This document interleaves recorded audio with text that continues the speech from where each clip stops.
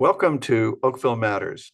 Our city likes to call itself a town and feel like a village. We're warm and friendly people. That's why we like to stay in touch with each other. We work together to grow the harmony, safety, and prosperity of our town for everyone. And here's the question we're answering today on this show. How safe can we be from fire? Joining us to help us stay safe from fire are the chief and the deputy chiefs for the Oakville Fire Department. The chief is Paul Boissonneault. The deputy chief for operations is Dan Boyer, and the deputy chief for training is Drew Boys. And the deputy chief for, I'm going to call it enforcement and encouragement or education, is Deputy Kalpana Rajgopalan. And I want to thank you all for your service to our town and for joining us today. Chief, in the big picture, how safe are we? How many fires do we have? What's our, on the KPIs of safety, how do we look? Well, thank you, Mayor Burton, for the opportunity to come here and speak with you and introduce our team. We have a phenomenal team here that's been officially together since September of 2021 collectively as the group that you see on your screen. And I always say, surround yourself with good people and only great things are able to come. And I've certainly been able to achieve that with the personnel that you see on the screen. Overall, I think we're in a really good state as far as Oakville is concerned. Our divisions of suppression or operations, training, communications, prevention, public education, and external stakeholder engagement have really seen improvements over the past few years. With regards to our response levels, we're around 7,000 calls to service per year, and our percentages on the number of fires or car accidents, though they resemble other communities, I would like to think that we have a very good track record based upon success stories. And certainly, though there are situations that are sometimes out of our control, our response here is second to none, and I attribute that to the apparatus, to the resources, to the facilities that we have, and the amazing team and the personnel that exists within this department. So I know you cover quite a waterfront of emergency services, or quite a spectrum. And, we've got daring rescues, considering some of the topography, some of the geography that we have, hills and ravines and all. But maybe to start people off, let's go close to home. How many house fires a year do we have? We have anywhere around 30 approximate structure fires in any given year that are that I would consider significant. And I'm not necessarily counting some of those ones that are often saved through early intervention and/or stops. So there are pots on stoves that are reported as fires. Our crews get on scene, knock those down very quickly, and I'm not necessarily including those in those statistics. But structure fires are one element of the response. We have our 3 lines of defense in the fire service: public education being the first, prevention, which you alluded to earlier in the enforcement and code activities, and then of course suppression when there are rescue operations that are necessary, and that maybe the first 2 lines either were unable to affect change and/or simply things happen, and we're well prepared in all of those divisions. I would suggest that Oakville is a very unique community in the sense that we're one of the large urban 12, one of the 12 largest departments in Ontario, and we have a wide spectrum of responses that we carry, right as you indicated, including waterfront and/or water activities, right up to the northern part of our municipality that is certainly developing, but still includes some rural area and/or some challenges with wildland interface fires. So we've got everything and anything in between, and a large gamut. In those average 30 house fires or structure fires that go beyond just putting out a grease fire on the stove, have we lost any people, our own fire folks or the residents? Or how long has it been since we lost any, I guess would be the optimistic way that I'll phrase the question. Yeah, so I'll give you a perspective from a departmental side of things. we have an obligation to ensure that we try and return our personnel home after their shifts safe as possible and as good as when they came to us. And that is our commitment always. Unfortunately, there are circumstances where there have been loss of lives in the municipality, and some of those are attributable to some legislative requirements that maybe weren't followed for working smoke alarms and or carbon monoxide detection. We are still certainly below most of the large urban 12 departments for averages. Again, but one life lost is far too many. Last year in the province of Ontario, there were 133 fire deaths, which was a number that has been the highest it's been in a number of years. Certainly, code enforcement is a huge piece to that, and legislative requirements and engagement to ensure that even our suppression crews that are called at the time of the emergency are engaged in a proactive approach through home inspection programs and volunteering to get into people's homes to educate and assist where possible. So to crystallize that for Oakville residents, what was our share of the 130? Yeah, we had, there was, I believe, 2 fire deaths last year. And, those, again, as I say, those numbers are low for the number of fires that we attend. But again, I can't overemphasize that our thoughts and prayers go out to anyone suffering a tragedy in any kind of emergency response. But in cases where there was follow-up or education of a neighborhood or a certain community, we've certainly done that to try and ensure that proactively we're certainly trying to get ahead of emergencies before they actually happen. In circumstances that there was fatalities, in many cases the fire was well evolved beyond our response. And I must highlight the fact that certainly through our social media channels and or reporting to council and to the public, because we consider ourselves stewards of public safety, we often are able to indicate our saves and or those situations that are good news stories at the end of the day. And we had a number of those, and those are attributable to just amazing people that work for the Oakville Fire Department, well trained, well resourced, and again, a lot of the numbers that are low are directly attributable to our public education and fire prevention programming. Right. So I estimate the 12th largest population of the municipalities in Ontario. Does that make our fire service the number 12 on the Big 12, or where do we rank in that sense? Well, Your Worship, I can honestly say that no, I think you are definitely correct in the population scale side of things, but Oakville Fire has a rich history of being a department where many people want to spend their entire 30-year careers. It is highly desirable for many different reasons. We're big enough to be in the large urban 12, but we're also small enough to be intimate where our personnel all know each other and are able to interact and are very close, and the relationships built are very strong. We're also extremely well supported by our council. A department of our size having a training center of excellence, the which it has, is certainly part of the reason why we are so desirable for people to want to start a career here. And we've also made some amazing strides within the firefighting community.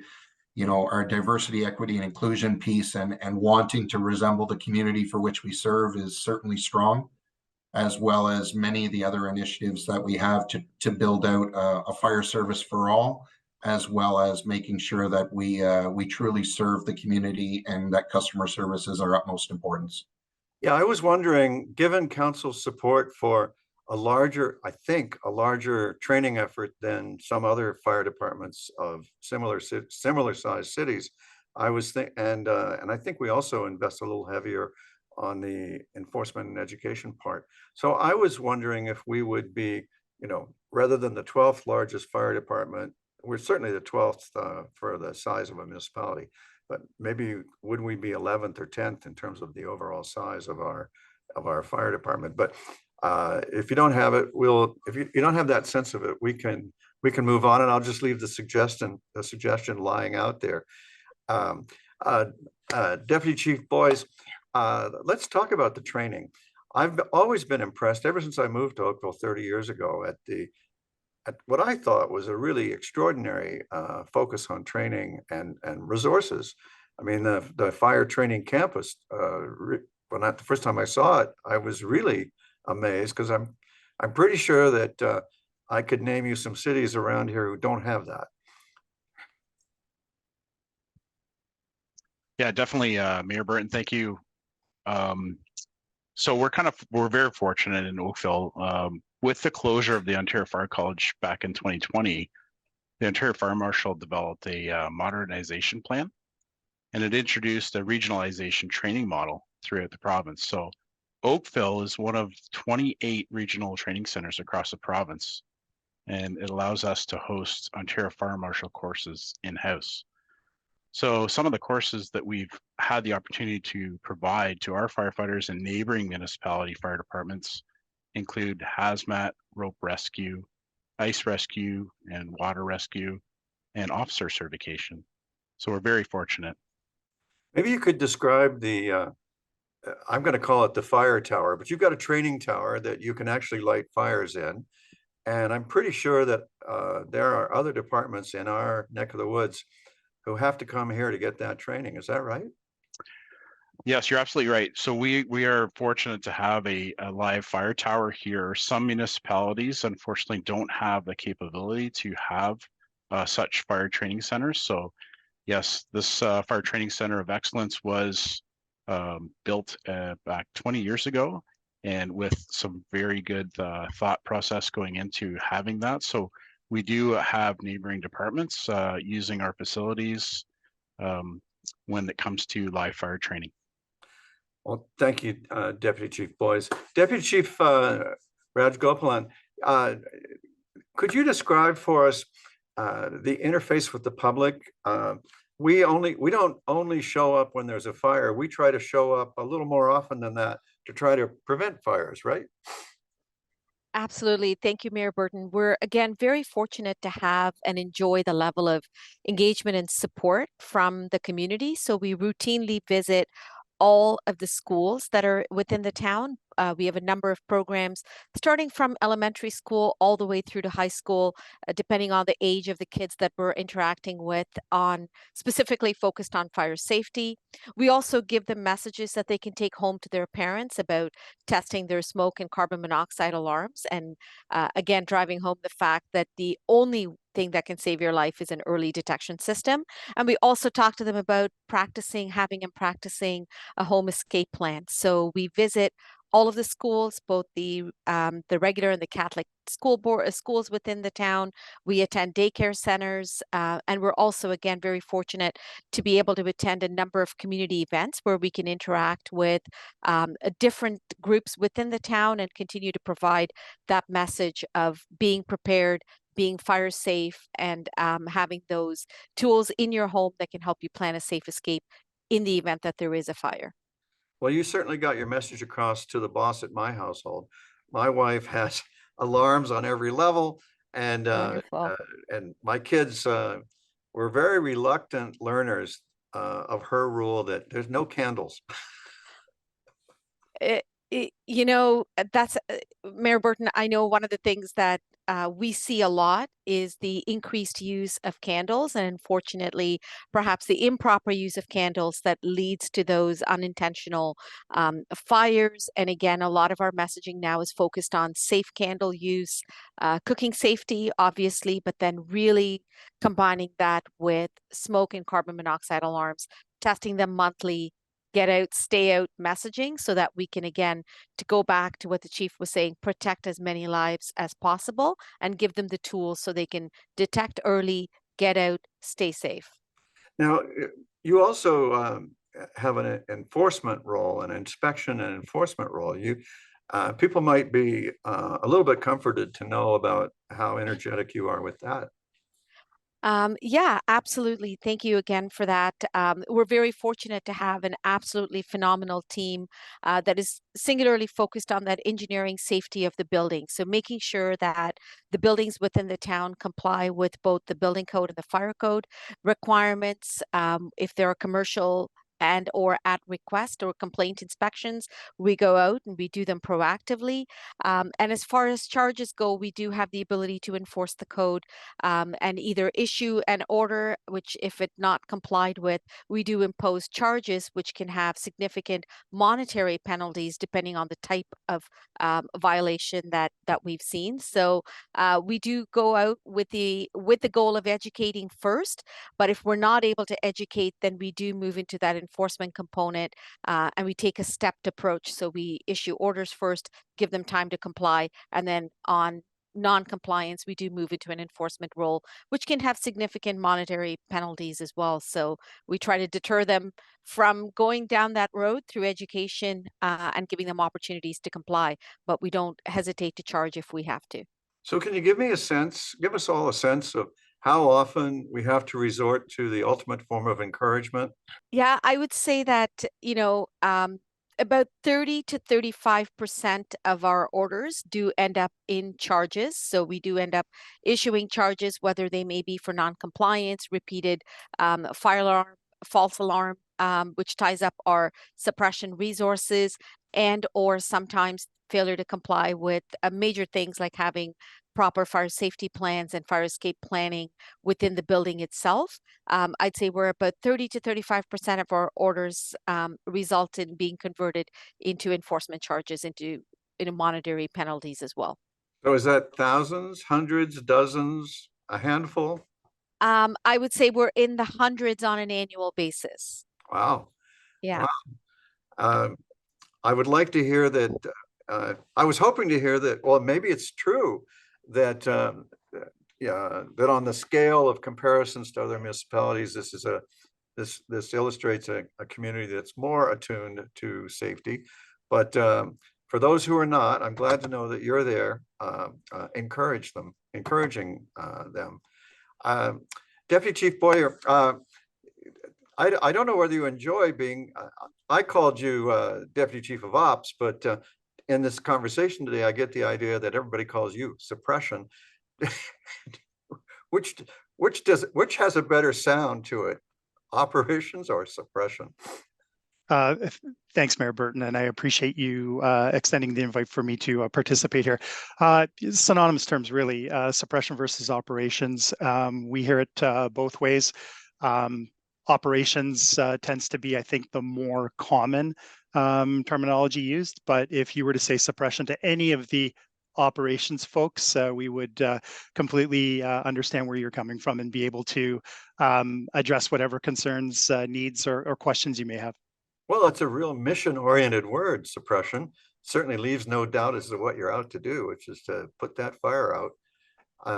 Speaking of that, talk to us about some of the more exciting fires you've had to suppress. I think just that in its own, where you've made the differentiation or attempted to, with the operations versus suppression identifier. Suppression is just a very little amount of what we do here within the Oakville Fire Department. We do respond to, as the chief alluded to, more than just fires. If we're speaking just specifically to those significant fires that have been either an operational challenge or an operational challenge based on containing the fire and preventing it from extending past the either room or area of origin. Yeah, we've had up in the north part of Oakville, my first couple of months on the job, I was fortunate enough that Chief Boissonneault brought me over in November of 2020, and we had a significant fire up in Oakville North, and that fire, based on the stage of fire that it was already in when we received the call, the location of the fire, the type of building construction really challenged us. Added to those complexities were the time of year, and that was in December of 2020. So you can just imagine it was a bitterly cold day, and I do believe we just had a significant amount of snow. So challenges did present themselves.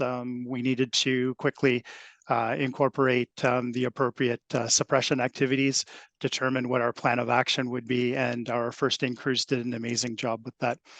Again, because of the extent. You're suggesting, excuse me to interrupt, but it sounds like Mhm. you're suggesting they're very well trained.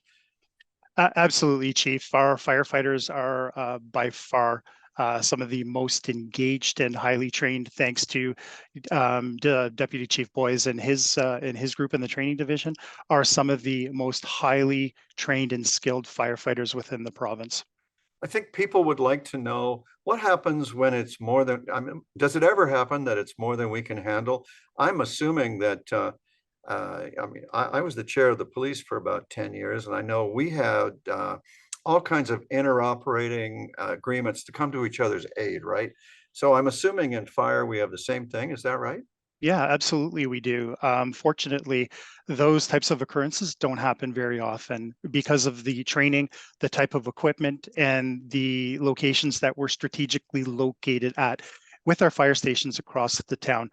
When we do become challenged in those types of environments, we do have aid agreements with neighboring municipalities to assist. We, you know, from our perspective, helping out other municipalities. We just had a wildland fire in Burlington that we sent some of our crews to assist. So, yeah, we do have our neighboring municipalities to assist if required for fire type of emergencies. But not only do we have neighboring fire departments able to assist, we do have Halton EMS as well as Halton Police to assist with emergencies that do require their that we do require their assistance with. Sure. In fact, a week or so after that massive grass fire in Burlington that we went to their aid, I was coming down from the north through the north, I guess, west part of Oakville, and I was startled to see all kinds of smoke. And it turned out to be, looked like grass fires near the railroad line. Why is it that what does the railroad do that that makes grass fires seem to happen there? Are they causing them, or what's going on there?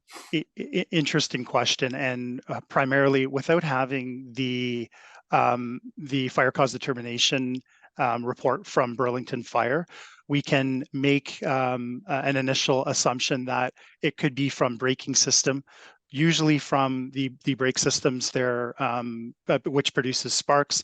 Those sparks travel alongside the tracks. If there's any dry grass, any dry timbers, railway ties, that becomes problematic in the temperatures and the dry atmospheres that we had leading up to those fires. That becomes extremely problematic. One errant spark creates a lot of chaos, and to what you saw, lots of smoke, lots of fire, lots of resources committed to contain those fires. So a giant version of what we used to do in Scouts, where we're trying to get a spark with a flint and a steel to light some tinder, and boom, away you go. That's the perfect analogy. So now you have many calls, and I know that a crucial thing is blocking traffic on the highway when there's an accident. I hope it's just my imagination, but since COVID, it seems to me that there's been an upsurge in crazy driving, and it feels like an upsurge in sad and bad accidents on the highway. And our trucks and other people's trucks are out there trying to create a dam for the EMS to work behind, if I can call it that. Unfortunately, Mayor Burton, you are correct. Oakville being a large urban center within the GTA contains significant transportation corridor within the area. So what does that entail? That entails highly traveled highways and roadways, whether it be the 403, the QE, the 407. Not only that, we were just speaking about it, rail systems, CP, CN rail, with significant amount of traffic. So staying to the highway roadway control. Unfortunately, I've been there and done that back in the day, where we've had vehicular traffic, not slowing down individuals, refusing to pay attention to our traffic calming measures, where we strategically locate our trucks to protect the scene, protect the firefighters, protect the individuals involved in the vehicle collision, and protect the other our other allied agency friends trying to assist us with task at hand. So we do see that we do have MTO services that can help us with slowing down that traffic. That has always been a challenge for us, is to slow the traffic down. With our emergency lights, the size of our vehicles, the chevrons that we have on the back of the vehicles, that does help. But you're right, since we're hoping that COVID is behind us, and as we remove ourselves further and further from COVID, the world seems to be getting back to some form of normalcy, which entails a lot of activity, moving around, visiting family, visiting friends, attending work, and things like shuttling kids and whatnot to sporting events. We're seeing it. Yes, we do have an influx of not just vehicle emergencies, attending to vehicle emergencies and rescues, but all types of emergencies. Thanks, Deputy Chief. I'd like to pivot back to Deputy Chief Boyce. When you're doing training, it suddenly, and we only have about 30 seconds, but how do you train the crews for stopping the traffic with those? I mean, when I see one of those trucks, I know I'm not about to hit one of those. I'd lose that fight. Do you just put the truck out there and count on people to be smart enough not to hit it? Or why I'm asking is I'm trying to imagine where you would train. Yeah, very good question. Thanks, Mayor Burton. Yeah, so there's particular, depending on the roadway, there's particular ways that we'll use the apparatus to actually funnel that traffic around us so that we can operate safely on a roadway. So, all right. So I'm glad to hear that we're ready for everything, and it sounds like everything is what we get. And I want to thank each of you for the time you took to share all this information with us and keep the public informed. I think you'll agree with me if I say that we're as safe as we want to be. And if we follow all of the advice that the fire department gives us for safety, we'll be safe. I want to thank you for watching today, and I hope you'll tune in next time. You can email me, mayor@oakville.ca, with any topic you'd like examined and covered on this show. Until then, see you next time.